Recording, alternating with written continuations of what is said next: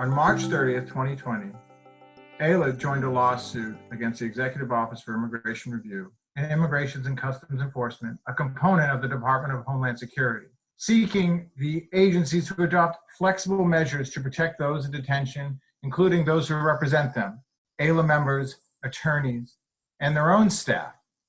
We are in the midst of a global pandemic that everyone is aware of. We are sheltered in place, and yet EOIR, the Executive Office for Immigration Review, and Immigration and Customs Enforcement, ICE, have decided that it's business as usual for those in detention. In fact, those who are most exposed and at risk for contracting this terrible virus that is afflicting us all in our society.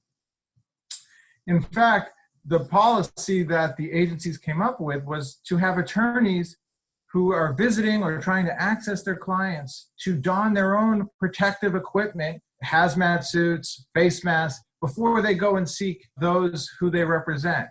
Now, we all know that first responders, our nurses, our hospitals, our police officers, and our firefighters who are on the front lines of this global pandemic, they need that equipment. And yet the agency's response was that attorneys need to go out and take it upon themselves to find it.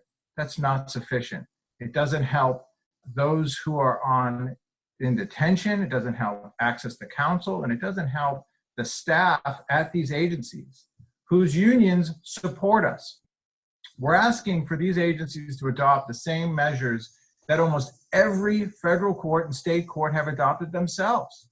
Flexible measures that utilize the latest technology so that attorneys have access to their clients and clients have access to bond hearings and their release, not through in-person hearings, but through the use of video and telephonic hearings.